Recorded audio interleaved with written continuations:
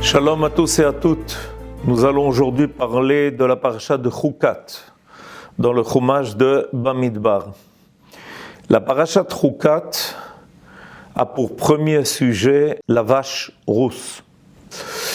Et c'est un sujet qui a toujours été passionnant parce que on sait que c'est un des grands secrets de la Torah. La vache rousse a pour but de purifier la personne d'une impureté provoquée par la mort. La Torah nous indique comment nous purifier, nous détacher de l'impression très négative que la mort fait sur l'homme. Or, il se trouve que dans la Torah, la vache rousse est appelée Korban Chatat, c'est-à-dire un sacrifice expiatoire.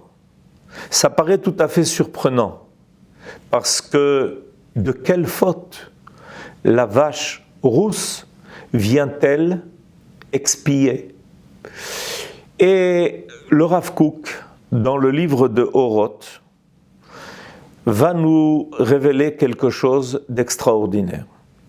C'est que le but de cette démarche appelée la vache rousse est en fait de nous élever au-dessus des causes qui provoquent la mort. On est dans un monde où malheureusement la mort atteint, des fois de façon naturelle, des fois de façon non naturelle. Et ça nous cause une peine énorme.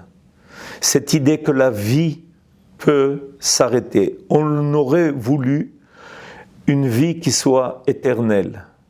Et en réalité, dans la Torah, il nous est déjà dit que ça aurait pu être comme ça. Les échecs de l'homme, de l'humanité, amènent malheureusement à ce drame qui est la mort. Or, le judaïsme croit en la vie. Et pourquoi est-ce qu'il croit tellement en la vie? Parce que le judaïsme donne une valeur à la vie. Nous croyons à la vie parce qu'elle a un contenu, parce qu'elle a un sens, parce qu'elle veut dire quelque chose.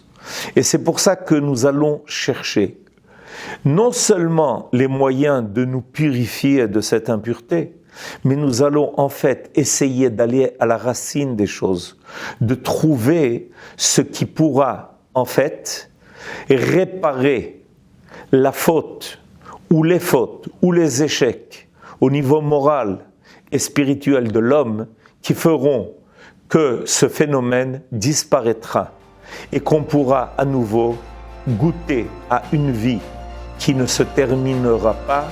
Nous l'espérons pour bientôt, Bezrat Hashem. Amen, Ken Yehi Ratzon.